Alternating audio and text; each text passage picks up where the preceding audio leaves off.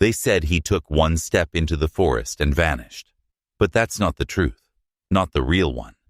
The real truth is so much darker and so much older. You were never supposed to hear what I'm about to tell you, because once you do, you'll never look at the woods the same way again. Not the forests in your backyard, not the parks you grew up around, not the trails they paved for your safety.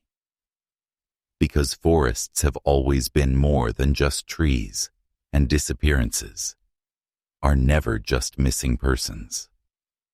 Jack Daniel Phillips was only 9 years old when he vanished from the edge of the San Bernardino National Forest in 1995. It was broad daylight, Old Miners' Day, a parade, laughter in the air, picnic baskets, tourists taking photos, and somewhere among the laughter, a scream was buried so deep no one ever heard it. The official story says there was an argument. Jack walked away to the Aspen Glen picnic area, just a quarter-mile from his home, and that's where the trail ends. No footprints, no scent. Not a single trace of him has ever been found. Not above ground, not underground, not anywhere. But the lie was in what they didn't say, because that part of the forest, Red Ant Hill, has always been watched by them. You don't know who they are yet, but you will. The dogs couldn't smell him because he wasn't lost in a physical way. He crossed into something else, something older than time, and far more intelligent than we are willing to admit. You think this is a story about a missing boy? No, this is about what lives beneath our feet, what waits behind the trees, and what the institutions of this country were built to hide. Because once you understand that, you'll see why Jack wasn't the first, and why he absolutely wasn't the last. You're here now. You've already heard too much. But keep going. You'll never be the same, and that's the point. This isn't just information, this is initiation. And once you hear what I'm about to show you, you will never forget it. Now take one more step, just like Jack did, and follow me into the trees. You need to understand something before we go further, because what you think you know about missing persons is exactly what they want you to think. They, the system, the institutions you were raised to trust. What if I told you that disappearance is not an accident, it's a ritual? That every vanished boy, every untraceable girl, is not gone, but taken, and not just by men in shadows, but by something deeper. Jack wasn't just lost in the forest. He was given to it. Do you think it's normal? That dogs couldn't track him? That helicopters, foot patrols, hundreds of volunteers found nothing? Not even a sock, not a footprint, not a single broken branch. Do you know how rare that is? In trained search and rescue operations, the chances of finding nothing are almost impossible, statistically irrelevant, unless he crossed a threshold built into the very soil, marked long before your government ever named it a national forest. Ask yourself this: why did they name it Red Ant Hill? Why does that specific grove carry stories older than this country? Whispers of bones unearthed after heavy rains. Children's shoes found in trees, and screams reported in the night that never make the news. But the parents know. Ask any local who's lived near the San Bernardino forest long enough. They'll tell you what their grandparents whispered. Don't go too far into the woods. Don't follow the sound of your name being called. And never, ever look directly at the thing that stands between the trees. When the sun begins to fall, you think I'm just telling stories. But look back at the case, the polygraphs, the failed tests, the locked lips, Rod Kate, the boyfriend. Failed twice, but nothing stuck. They questioned the mother, rumors of abuse, arrests for parole violations. But the boy was never found, and the case eventually faded. Just another cold file in a cabinet somewhere. And that's exactly what they wanted. Because behind every open disappearance is a closed ritual. And behind every closed ritual is a doorway. The first step is seeing the pattern. The second step is realizing you were never meant to see it. You were told it was a coincidence that Jack vanished on Old Miners' Day. Just a parade, just a picnic, just bad timing. But listen carefully, because timing is everything in ritual. And that date, August 6th, was not an accident. Old Miners' Day is more than just small-town celebration. It's a reenactment, a mimicry of something much older, something buried. See, the miners weren't just digging for gold. They were unearthing something else, something ancient. And every year, that memory is honored, but not with songs or fireworks, with blood. It's hidden in plain sight, behind smiling faces, colorful floats, children waving American flags, while something older moves beneath their feet. The Aspen Glen picnic area, where Jack was last seen, sits on land once marked by indigenous tribes, as sacred, as dangerous, as forbidden. And what do we do with places like that? We pave them. We rename them. We build picnic benches on cursed ground and call it safe. But the ground remembers, the soil keeps records, and the forest doesn't forgive.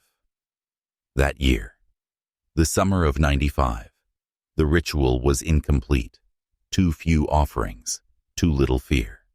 And so, something was required. A child, innocent, connected by blood, to a lineage that once bound the forest in silence. You think that sounds insane? Then ask yourself this. Why does this keep happening? Why do boys disappear in forests every single year, without a trace, without a sound? And why are the dates always precise? August, October, solstice, equinox. Why are the towns always the same? Big Bear, Mount Shasta, Appalachia, Ozark. Why are there always celebrations right before the vanishings? Do you see it now? The pattern is the map, and the map reveals intent. Jack didn't wander into the woods. He was lured, chosen, and taken, not by a person, but by a system that has existed long before you were born, a system built on control and bound by sacrifice. Now ask yourself, why the cameras from that day went missing? Why parade footage was never recovered? Why no one, not a single witness, saw Jack enter the woods? Because he didn't walk.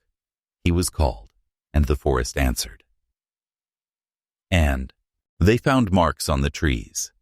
Not footprints, not blood, just marks. Deep, intentional, carved in patterns no one could explain. At first glance, they looked like claw marks, but they weren't made by any animal that walks this earth. Too symmetrical, too deliberate, too old. Forestry officials called it weathering. Said maybe a bear sharpened its claws. But bears don't carve symbols into bark in perfect circles. And these symbols, they matched others, found across different forests, from California to Utah to Kentucky. Same spiral forms, same triple line grids, same intersecting diamonds. You weren't supposed to see the pattern, but some of us did. The trees were trying to speak, because trees do not forget. And what they held was more than carvings. It was memory. They stood as silent witnesses to something unspeakable, something no one wants to name. Ask yourself, if nothing happened there, why were those trees cut down 3 weeks later? Why was the bark taken into evidence and then misplaced? Why were the forestry workers rotated out and silenced? This is the part they fear you finding out, because symbols are language, and language shapes reality. These were not decorations. They were invitations, wards, seals, and someone had broken one. The moment Jack crossed that line, he was no longer in our world, not entirely. He stepped into a space between spaces, a pocket hidden in the folds of the world, where time doesn't move forward.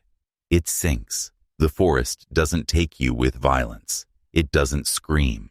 It simply rearranges reality, so that you were never there to begin with.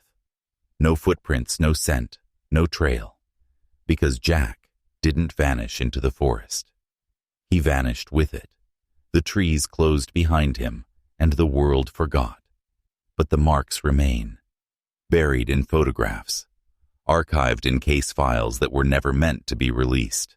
And one of those photos contains something no one can explain.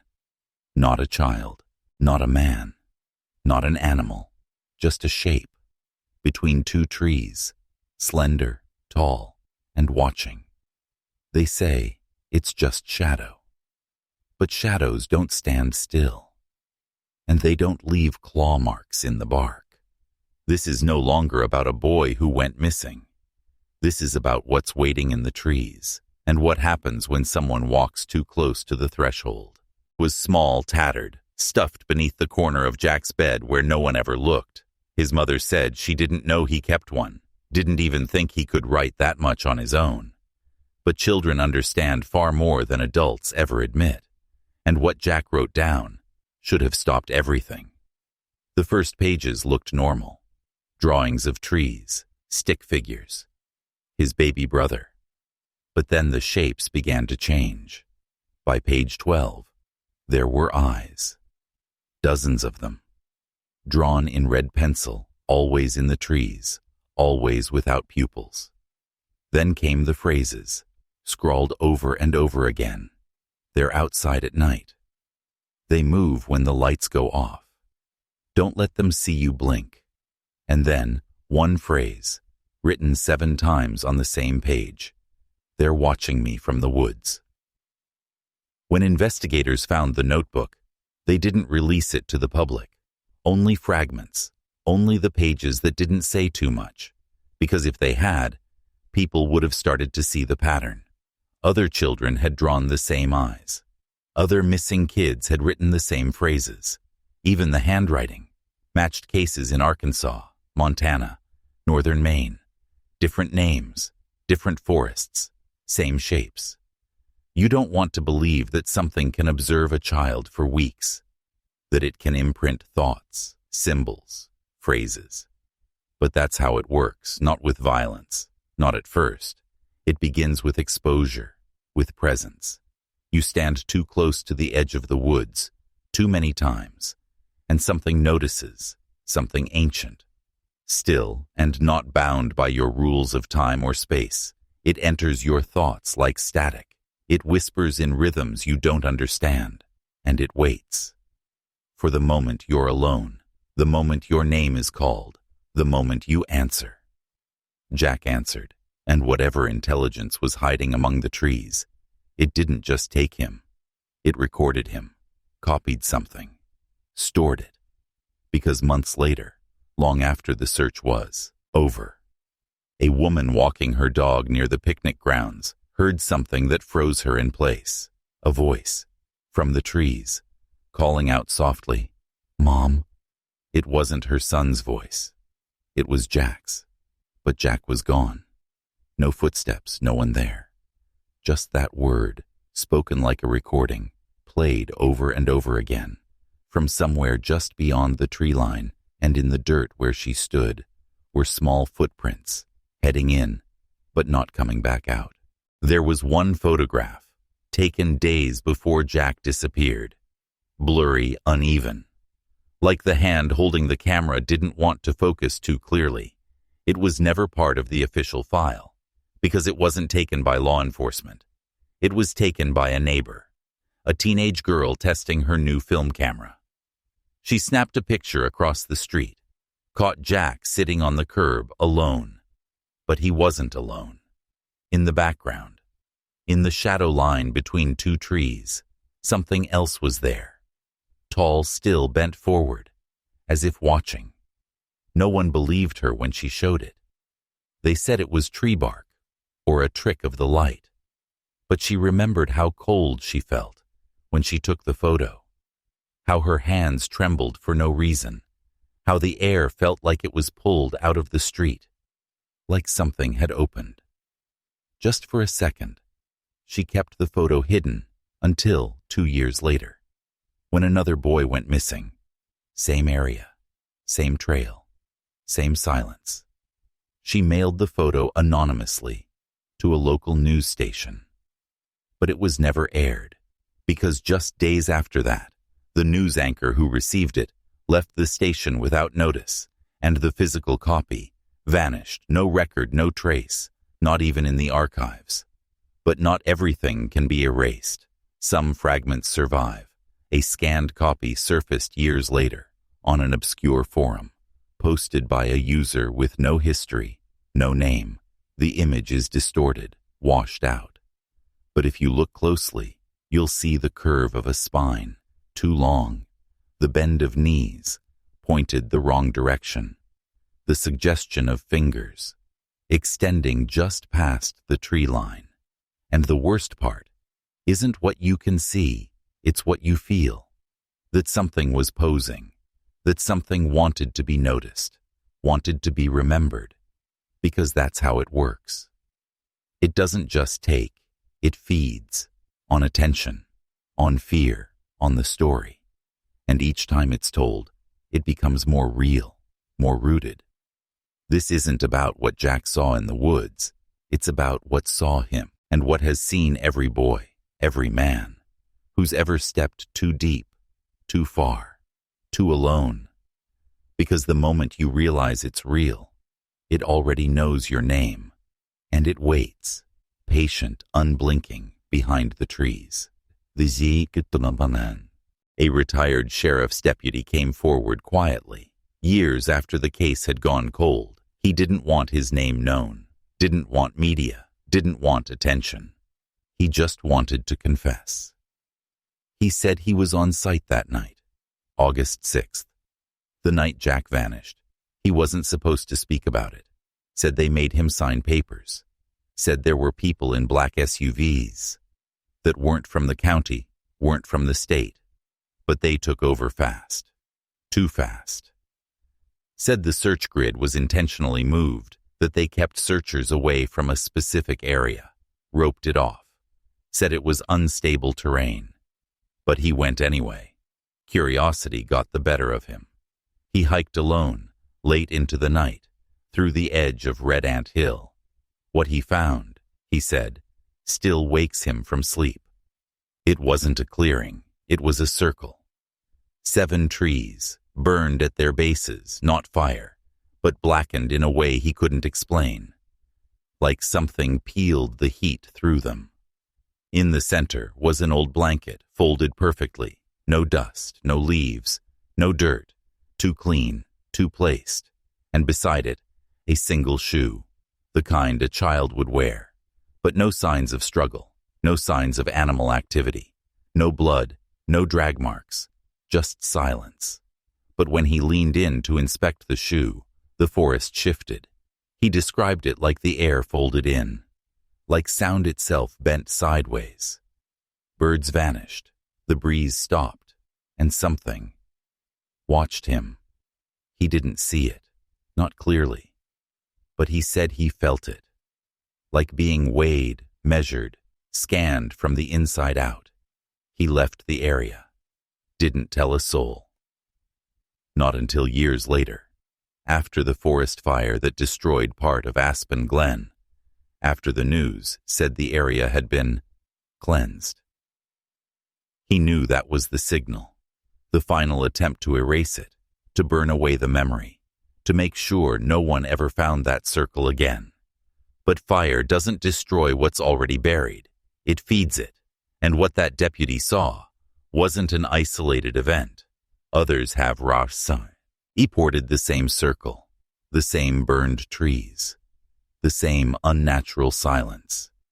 It always comes back, like it's part of the forest itself, waking up, going dormant, waking again. and every time it wakes, a child goes missing. There's a ranger station, deep in the San Bernardino forest, one that doesn't appear on most maps. Locals call it the cold room, because it was always colder than outside, even in the dead of summer. It was built in the early 60s, long before the disappearances began. Or maybe, because they already had. Officially, it was a fire lookout post. Unofficially, it was a data center, a place where information went in, but never came back out. Shift logs, sighting reports, unexplainable sounds, missing time, every entry written by hand, locked in black binders, stacked in metal shelves, stored underground. No Wi-Fi, no phone line, just radios. And silence. One former worker who cleaned those shelves said there were entries dating back to 1949. Each tagged by location, marked with strange symbols in the margins. Some pages were entirely redacted. Others had only a single line. Observed movement without source. Lights between trees after 2 a.m. Child's voice detected. No child in area. But one page was different. It wasn't part of any official binder. It was folded, stuffed behind the heating unit, like someone had hidden it. It was written in pencil. Shaky hand, all caps. The trees watch. The trees listen. The trees remember. Below that, a sketch, crude but clear. A face without eyes. A mouth without a jaw. Limbs bent backwards. Tall wrong. The kind of thing you only draw after seeing it. The cleaner who found it quit that night. Said he couldn't stay another minute in the station. Said he felt like something followed him out of the woods, all the way to his car, then stood at the edge of the lot, just watching. He drove 30 miles before he stopped shaking. The cold room was sealed off years later, declared unsafe, but no demolition crews were sent. No equipment ever came. The building still stands, buried in vines, covered in moss. Its doors chained shut from the outside, and if you listen at night, some say, you can still hear static from inside, faint, rhythmic, repeating every few minutes, as if someone or something is still trying to transmit a signal, still trying to warn us, but we no longer speak its language. Jack Phillips stopped speaking after the second year, stopped giving interviews, stopped returning calls, stopped answering the door. But once, just once, she spoke again. Not to the press, not to law enforcement, but to a man named Edward Lang, a trauma counselor, brought in by the Center for Missing and Exploited Children. He wasn't supposed to share what she said. He didn't write it down, didn't record it. He said it felt wrong to, but the words stuck to him, like frostbite. She told him about the 3 nights before Jack vanished, said he kept waking up at exactly 3:17 in the morning. Every time, sitting upright, eyes wide, he'd stare at the wall, unblinking, as if someone was speaking to him without words. The final night, she woke to the sound of scratching, not outside, inside. Jack was in the hallway, facing the front door, dragging his nails across the wood, so slow, so deliberate. When she asked him what he was doing, he whispered something that made her skin crawl. "I'm trying to remember the shape." She pulled him back to bed, sat with him until he slept, but she couldn't sleep, because every time she closed her eyes, she saw something behind them. A tall figure, no face, just void, standing in the trees, hand outstretched, palm open, calling not with sound, but invitation. She thought it was stress, grief, hallucination, until she saw the front door the next morning. 7 long scratches, deep, parallel, burned into the paint, as if made by heat, not fingers.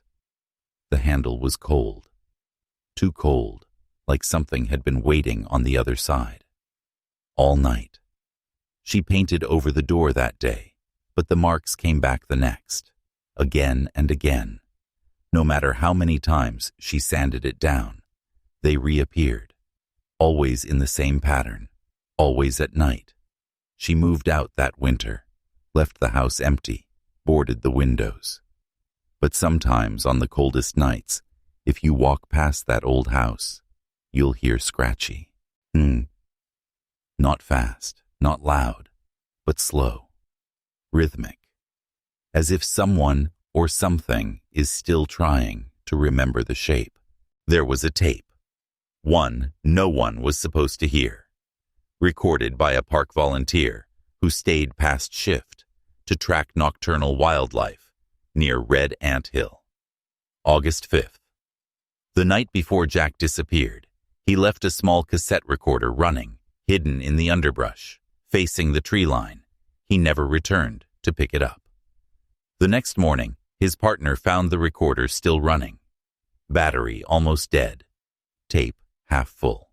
When he played it back, there was nothing at first. Just wind, cicadas, leaves shifting. Then, around the 48-minute mark, the forest goes silent. No wind, no bugs, not even branches creaking, just silence. And in that silence, a sound begins to emerge. Faint, breathy, not quite human. It starts as a low hum, almost like someone exhaling through clenched teeth. Then a voice, but not one voice, several, layered, overlapping, repeating the same phrase, in a language no one has ever identified. Scholars later said it sounded Proto-Indo-European. Others said it was a vocal illusion, natural reverb bouncing off the trees. But those who listened to the full recording said something strange began to happen. Their vision blurred, pressure built in their ears, and a smell, like burnt leaves and wet copper, filled the room. The volunteer who found the tape destroyed it the next day, burned the reel, smashed the casing. He said it didn't feel like a recording. He said it felt like an invitation, one he wasn't supposed to hear, and one he wasn't strong enough to refuse.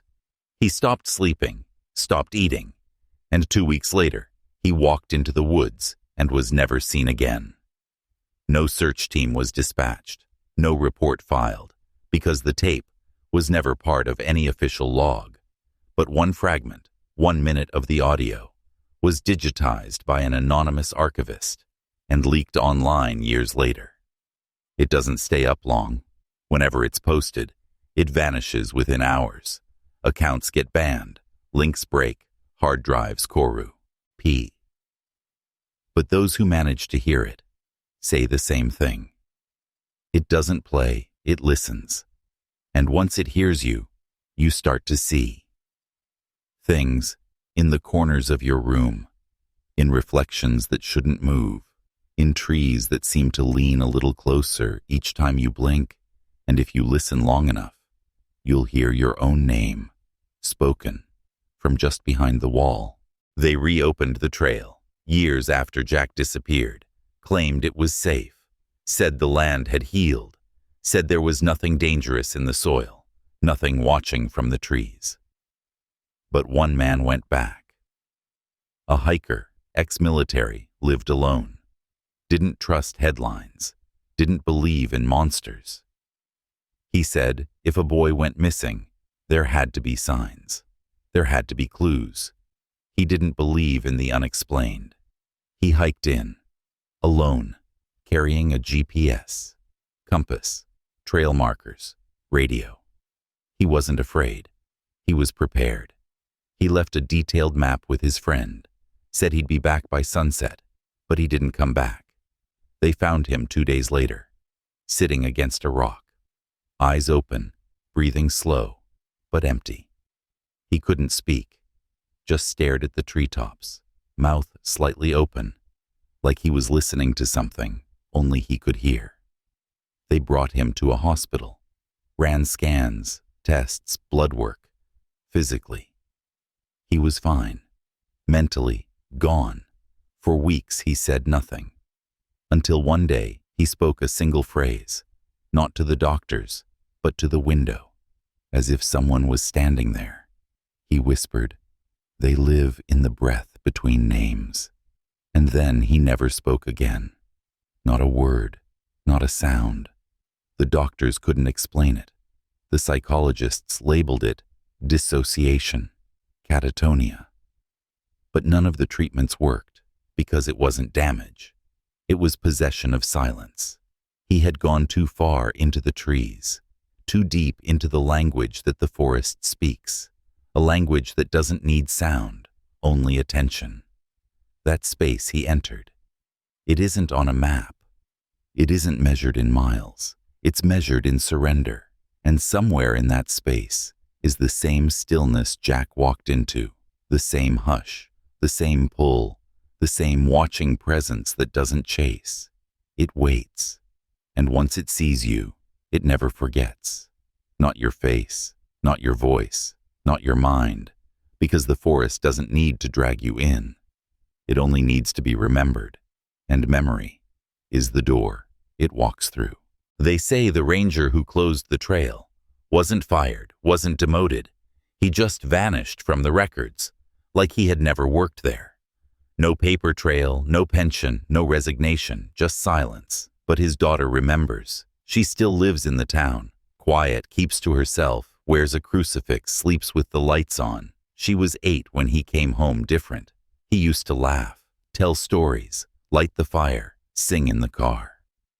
After that day, he wouldn't go near trees, wouldn't touch anything made of wood, wouldn't even let her keep her carved doll, burned it in the sink, tears in his eyes, muttering, "It sees through carvings."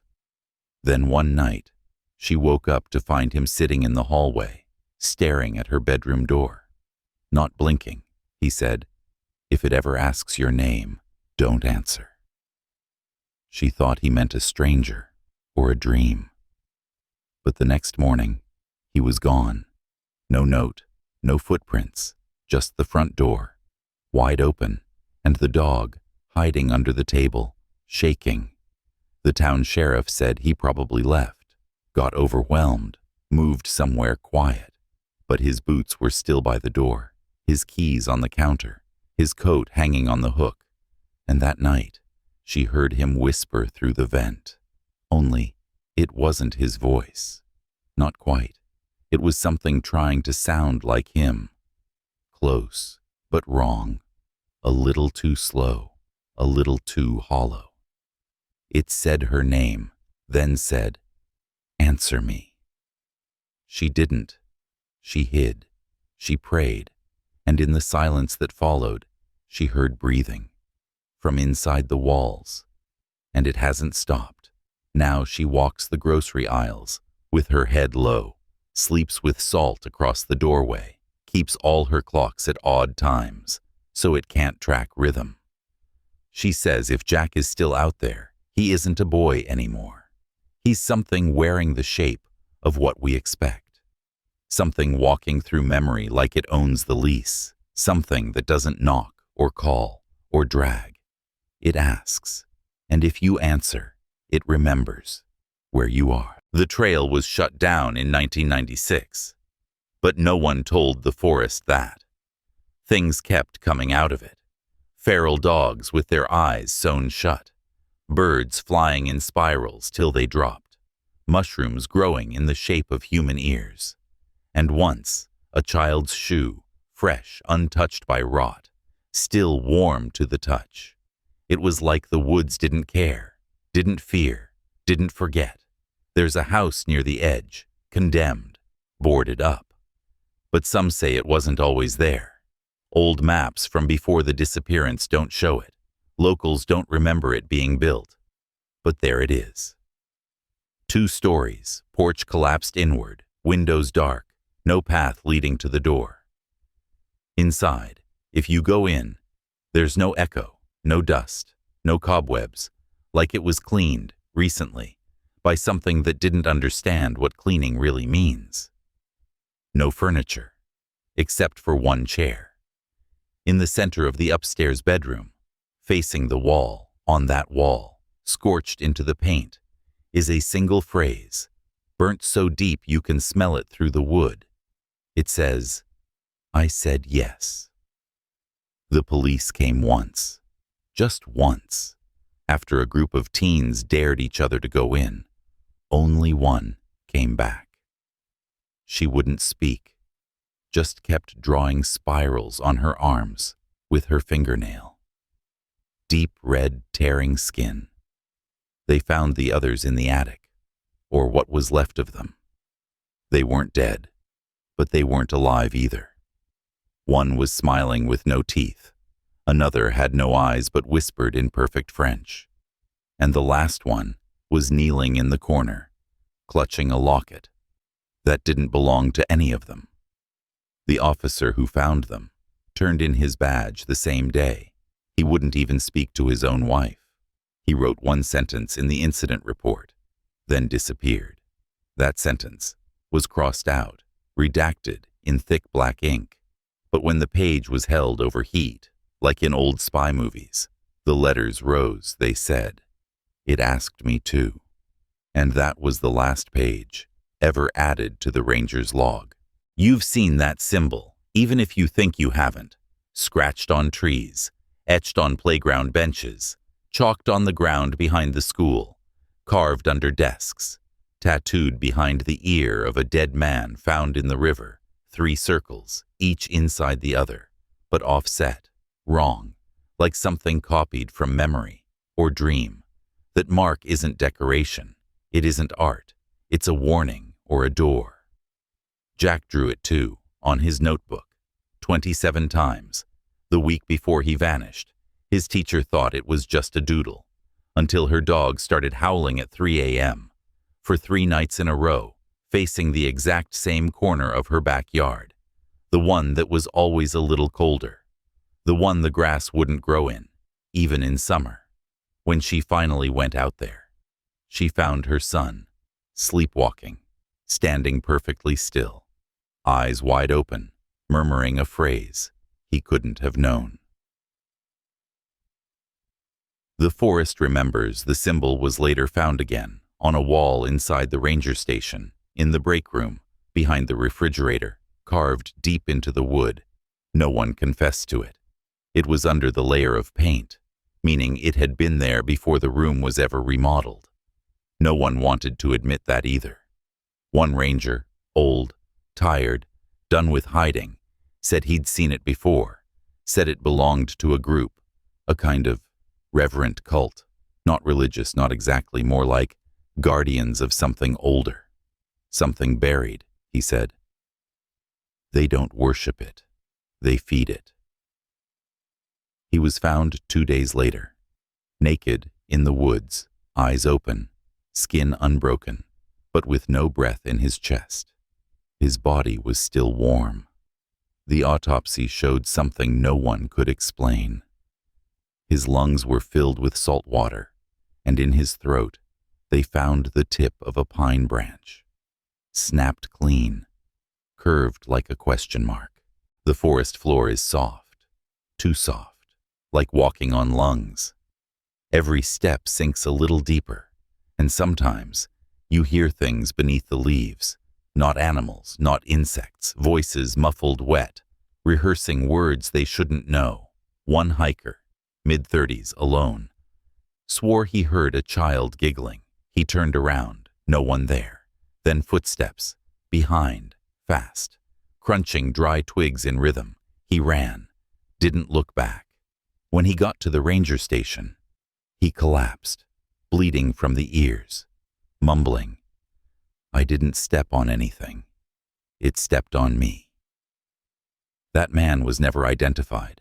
No wallet, no ID, no missing persons match. Fingerprint scan came back blank.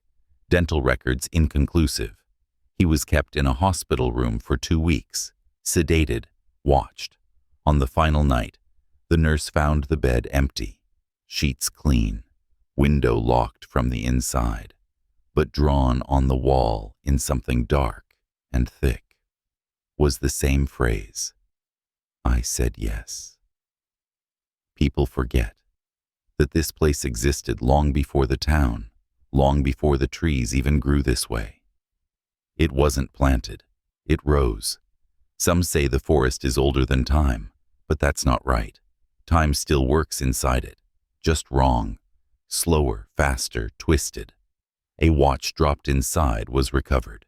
2 years later. Still ticking. But the time read 11:11. No matter what, a photographer tried to document it, left cameras strapped to trees, motion sensors, batteries full, memory cards clean. When he reviewed the footage, every night at exactly 3:17 a.m., the screen would go black for 13 minutes. No sound, no signal, just darkness. Except on the fourth night, in the center of the frame, a face, upside down, smiling with no eyes, and just beneath it, in the dirt, someone had spelled out a word, using teeth, 13 of them, spelling, welcome. They searched for Jack. Days turned to weeks. Helicopters, bloodhounds, volunteers from 3 counties. They found nothing until they stopped looking. And that's when the calls started. One woman, elderly, said she saw a boy standing at the edge of her property, naked, covered in ash, staring into her living room window, not blinking, not moving. When her husband ran outside, there was no one there, but the grass, in the exact shape of 2 bare feet, had turned completely white. Another report came in, from a man driving home after midnight. Said a child darted across the road. He swerved, crashed into a tree, survived, but couldn't speak for 2 days. When he finally could, all he said was, he had no shadow. The town changed after that. Quietly, subtly, storefronts closed early, church bells stopped ringing. People whispered more than they spoke. And the trees began growing closer together. Satellite images confirmed it. The forest was moving, encroaching, claiming space inch by inch. It swallowed an old trail entirely, one that had been walked for generations. When a group of teenagers tried to hike it anyway, only 2 came back, and neither could say what happened. One of them still won't speak. She just draws, over and over, that same symbol, 3 circles off-center, broken. But the second one, the boy, he finally said something. In the middle of the night, he sat up in his hospital bed, looked his mother dead in the eyes, and said, "They let me go, because I said no." And then he began coughing, violent, uncontrolled. When he opened his mouth, a moth flew out. Then another, then 7. No one knows where they came from. The windows were sealed, but the room smelled like pine and something deeper, something metallic, something old. The trees remember even when we forget. They don't forgive, and they don't forget. An old man lived on the outskirts of the woods, name lost to time, but his house still stands. Rotted. Collapsed inward, as if something beneath it breathed once, then stopped. He used to warn children not to go near the line of moss that marked the boundary. He said, "If your feet cross that green, your name is no longer yours." People laughed, ignored him, but no one could explain why birds avoided the moss, or why compasses spun when held over it. After he died, the town cleared his land, tried to build a new road through it, but the equipment failed. Bulldozers sank into the earth like it was water. Chains snapped, steel twisted. One worker, an iron-willed man, refused to believe in ghosts or curses or legends. He walked past the moss line, said he'd prove it was just dirt. 23 steps in. He stopped, looked up, and screamed. When they reached him, he was clawing at his eyes, repeating one phrase over and over. "They're watching, but they don't blink. They don't blink. They don't blink. He was taken away, never seen again. But the next morning, on the wall of the local diner, someone had nailed a single strip of film. Developed, it showed a man's face, mouth open, eyes wide. Behind him, through the trees, dozens of figures, wrapped in what looked like bark or bone. No faces, just holes where eyes should be. The photo was burned that night by someone afraid it might be seen, but the ashes didn't scatter. They stuck to the wall in the shape of a hand, pressed flat, fingers long, twisted, and written beneath it, in the tiniest scratch marks, barely visible unless the light hit just right, was the same name. Jack. They brought in an expert, a botanist from out of state, skeptical, clinical.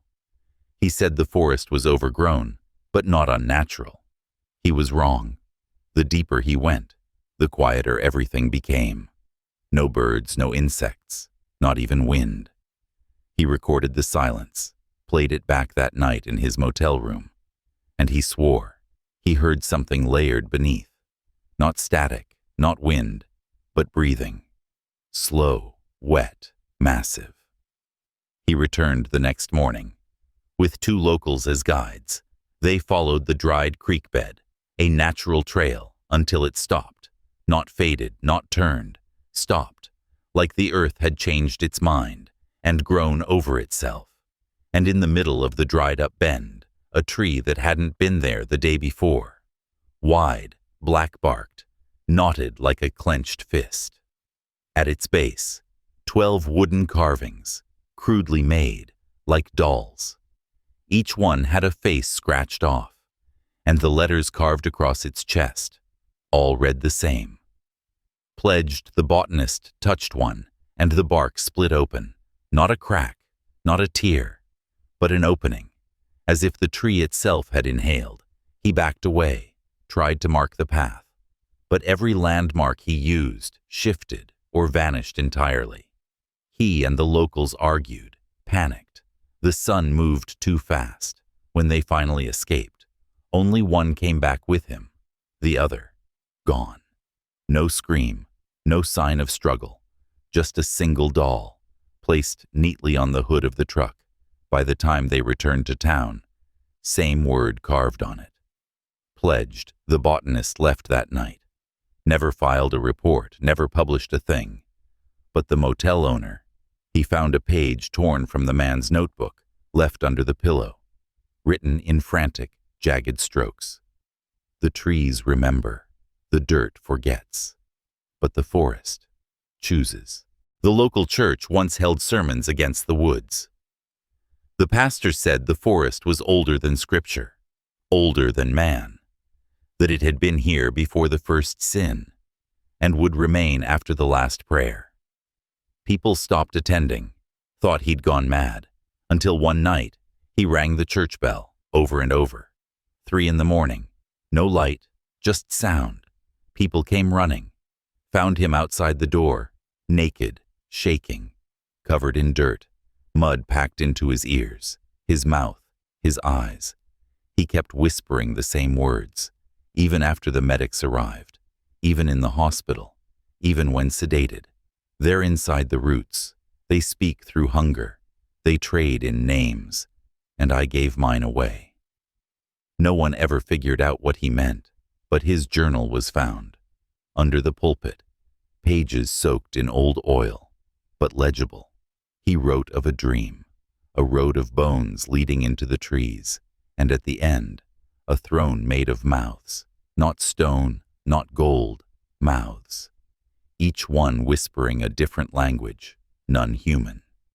He said the dream followed him into waking life, that sermons echoed with voices he never spoke, that parishioners' eyes shimmered like wet bark. He begged for someone to chain the church doors shut. And then, on the final page, there was a map, a crude drawing of the town, the forest, and a black X.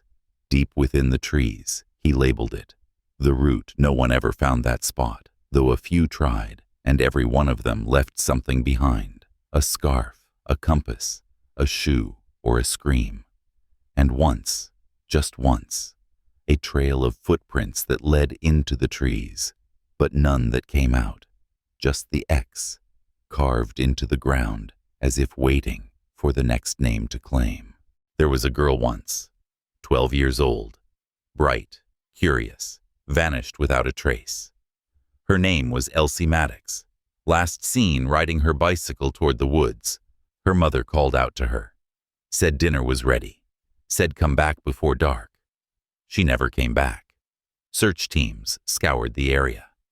They found her bicycle at the edge of the trees, still upright, not fallen, not abandoned, just waiting, like she'd stepped off for a moment and never touched the ground again. 3 weeks later. Her voice came through the radio, not a recording, not static. Her voice, clear as glass, repeating the same phrase over and over. I saw the roots move. I saw the roots move. I saw the roots move. It played once, then stopped. The local station checked the logs.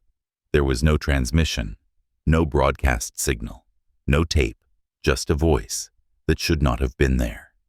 They shut the station down for a week. The family received flowers, letters, hollow comfort. Until one night, the mother heard something scratching at the front door. She opened it, and there, folded neatly on the porch, was Elsie's red dress, pressed flat.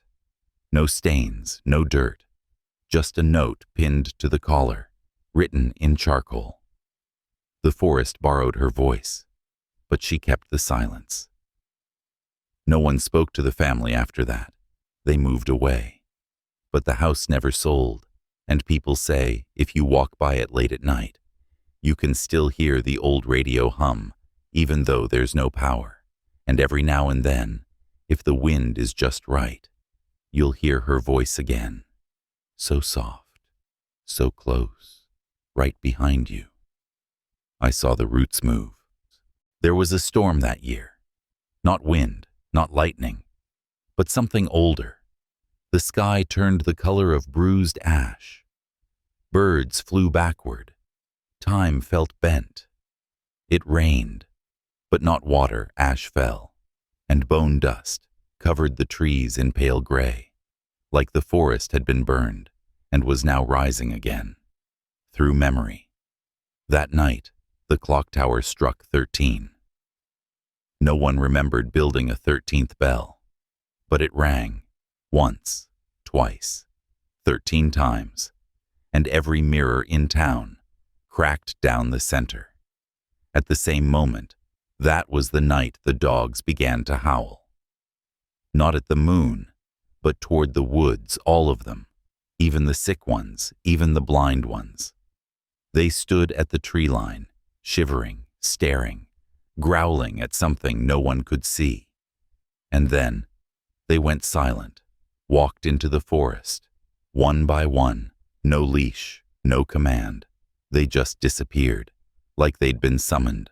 And when the town awoke, their names were gone, not forgotten, erased, old tags rusted, blank collars, photographs missing. Even the children didn't remember them. Only the trees, only the forest, as if it had taken the names, the memories, the bonds, like it needed them, like it fed on them. A sacrifice no one agreed to, but everyone obeyed. And to this day, no one keeps dogs in that town. Not because they fear loss, but because they know the trees are listening, waiting for the sound of paws on soft forest soil.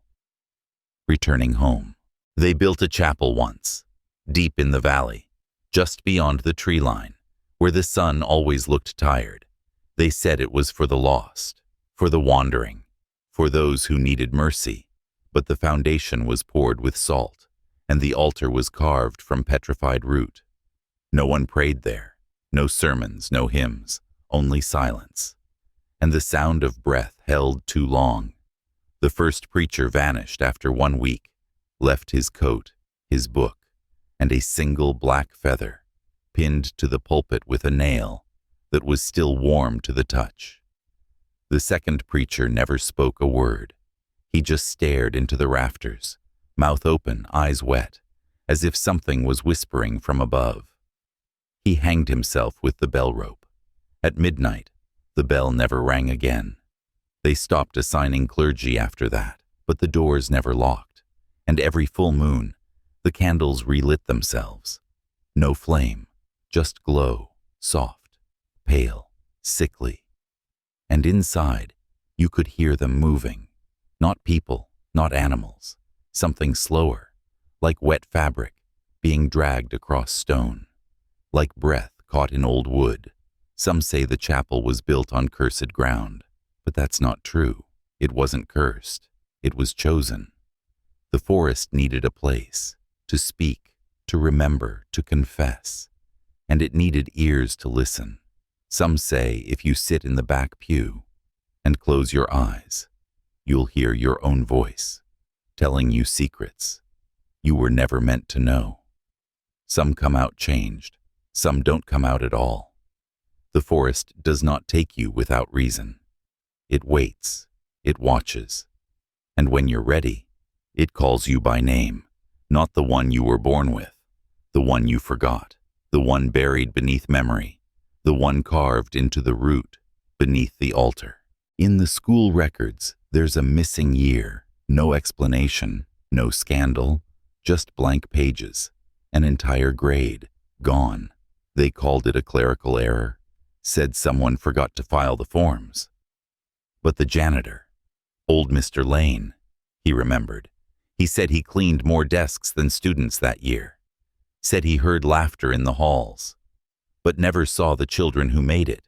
He said the walls would sometimes breathe, expand, contract, like lungs full of secrets. He quit mid-year, left behind a mop and a stack of sketches, drawings of doorways, windows, eyes, always eyes, carved into brick, drawn in chalk, etched into bathroom mirrors. The principal never spoke of it, never corrected the missing year. But if you ask her, she'll flinch. Every time someone says third grade, one teacher tried to talk, said she remembered the class, remembered their names. But when she opened her mouth, her tongue was black. Her teeth began to fall out. One by one, she screamed in silence, collapsed, clutching a small paper crane in her hand. No one knew where it came from. The paper was too old, too yellow, too thin. It smelled like cedar and ash. Later, when the library flooded, they found a hidden room. Behind the archives, inside, 32 small chairs, all facing a chalkboard, the names still written in dust, but no footsteps, no signs of exit, just a faint whisper coming from the ceiling vents, repeating one word, stay, over and over. And when the fire marshal sealed the room, he found his own name, written backwards, on every wall. They never opened that wing again. The school still stands. But every spring, a few birds gather near the boarded windows, not to sing, but to peck at the glass, like they're trying to be let in. They used to say, the old well in Granger's Field was bottomless, not deep, bottomless. Kids threw rocks in, never heard them land. One boy lowered a flashlight, tied to a rope. It never came back up. His hands, blistered for weeks, even though the rope never burned. The town fenced it off, told people it was dry, told children it was dangerous. But fences rot, and curiosity doesn't sleep one night. Under blood moonlight, a woman walked barefoot to the well. Her name was Eleanor, a widow, known for her quiet kindness and the way she never blinked when she smiled. They say she climbed onto the stone ring, whispered something into the dark, then stepped forward. No scream, no splash, just wind. Then, nothing. The next morning, her house was empty. Candles melted to the floor. Mirrors turned toward the wall. Her bed was cold, but there was a handprint on the pillow, pressed deep, like something had been watching her sleep. A few days later, Children said they saw her, sitting at the bottom of the well, smiling, hair floating like it was underwater. Eyes wide, mouth open, mouthing something no one could hear. They dropped a recorder down once, hooked to a chain. When they played it back, there was only breathing, not human, slower like soil exhaling, and then a voice. Identical to the boy listening, it whispered, "Come back down," like it knew him, like it remembered. The recorder melted in his hand. He doesn't speak now, just draws circles on his walls, over and over, not spirals, circles. Perfect, closed, unbroken, like something waiting to be opened again. The well is still there, the fence is gone, but no one walks too close.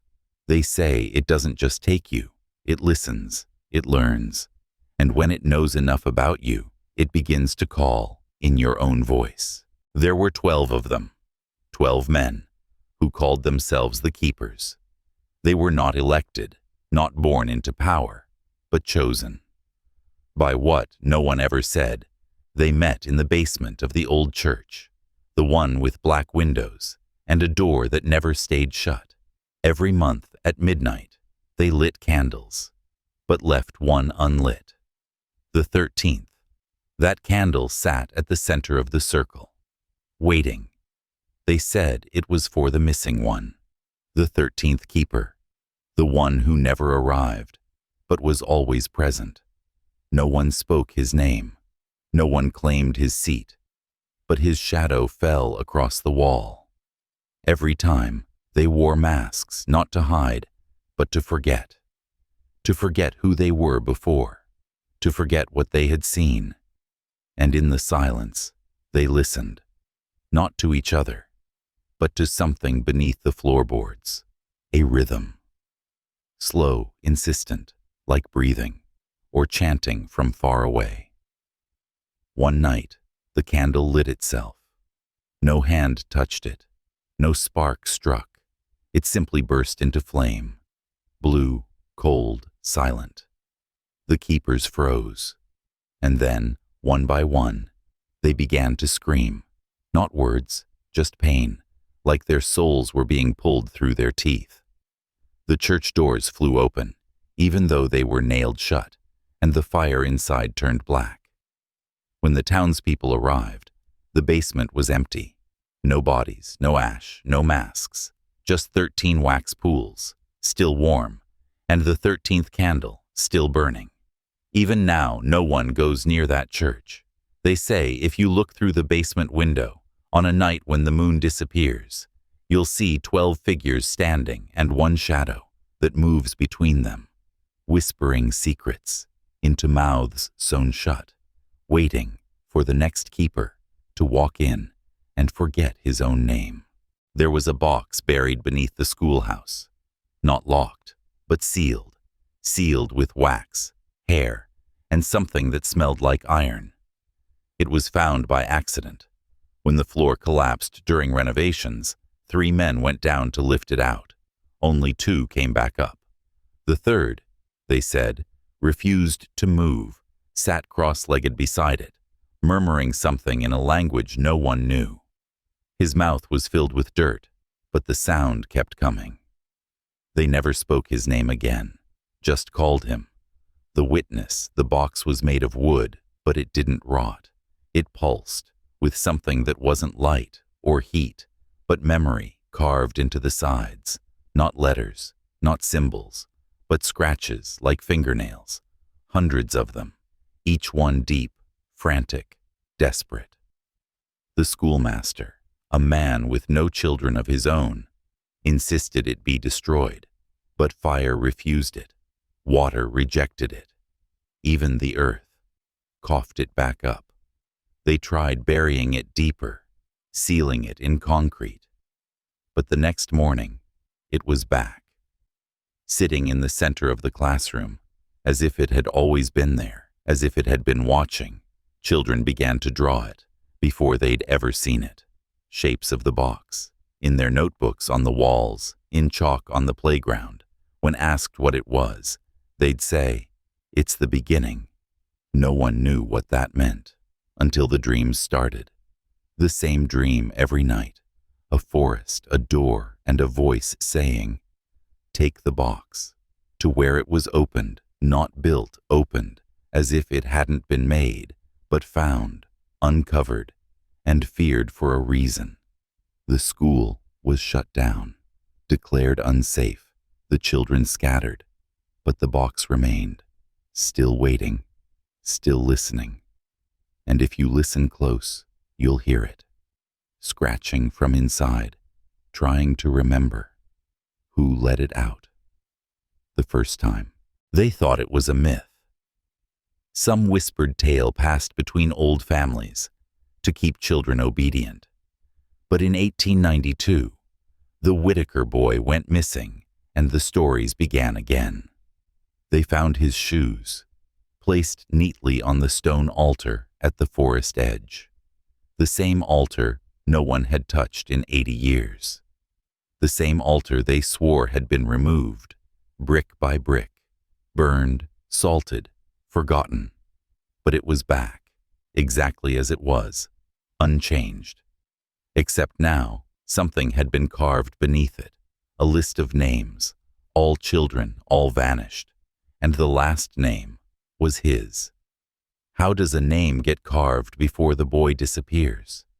How does an altar reassemble itself?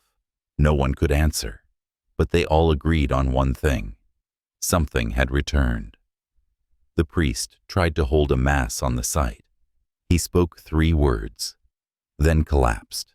No heartbeat, no breath, but eyes wide, as if he saw something, and couldn't unsee it. They buried him in a coffin lined with silver. But the earth pushed it up within a week. The townsfolk refused to speak of it, refused to step near the forest, refused to even say the word altar aloud. But the children kept drawing it, in the dirt, in their books, on the walls. One girl, 7 years old, spoke only once after seeing it. She said, "He's not gone. He's learning." They didn't understand. Not then. But by winter, 3 more children had vanished, and all 3 had been seen just once, staring into the woods, as if listening, as if answering. The town sealed every road leading into the forest. But people still heard footsteps at night, walking down the middle of the street, not running, not hiding, just walking, toward that altar. And when they followed the prints, they always stopped, at the edge of the trees, never entering, as if the forest didn't let just anyone in, as if it chose. Who got called? The drawings came first, on the backs of Bibles, on school desks, on bedroom walls, circles, symbols, spirals that didn't end. One boy, 11 years old, scratched a perfect replica of the altar stone into his bedroom mirror with his fingernails. When they found him, he hadn't slept in 4 days. He just kept repeating one thing, soft, like prayer. I saw his face, but he didn't have one. They tried to remove the mirror, but the glass shattered on its own and bled, red droplets that pooled at the base and never dried. They tested it. It wasn't blood, but it wasn't paint, not ink, not wax. Nothing matched. They buried the glass in the old quarry.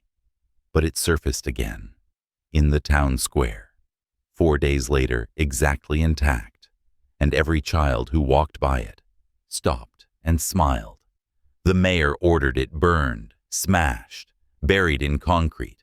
They poured 6 tons over it. But by morning, the concrete had cracked, and the mirror was visible again, clean, untouched. Every reflection in it looked off, like the person was almost there, but not quite. Just behind the skin was something else, smiling, watching, mimicking. A schoolteacher stood in front of it for 11 minutes, didn't blink, didn't breathe, then whispered, "It's not a reflection, it's a door." That night, she vanished, and in her place, inside the classroom, was a circle drawn in chalk. Inside it, 12 names, all missing, all unsolved, and in the center, written in a child's hand, just 3 words. He opened it. They stopped investigating after that. They stopped questioning, stopped asking. Because every time someone dug deeper, the mirror came back. Closer. Each time. Closer. There was a letter, wrapped in cloth, found buried 6 feet deep beneath the altar. The cloth had no age, no decay, no dust, just crimson stitching across the seam. 12 teeth sewn into it. Human. Milk teeth. Each tooth with a name carved in it. The letter inside wasn't written in ink. It was burned into the paper. Charred symbols. Scorched words. Each one still warm. It read. He heard the names, so they followed him. He carried their weight, so they gave him the door. No signature, no explanation, just a final phrase. Do not say his name, or he'll remember yours. They sealed it in glass, locked it in iron, buried it in concrete. But by the next week, children in the village started saying it in their sleep, over and over, in voices that weren't theirs. A man from the next town over claimed he saw him, walking through the woods. Naked, covered in ash, eyes glowing red. But the sheriff said no one lives in those woods. No one's lived there for 100 years. Still, the fires began. Little ones, flickering in front yards, shaped like hands, like mouths. And when you looked at the smoke, it spelled things.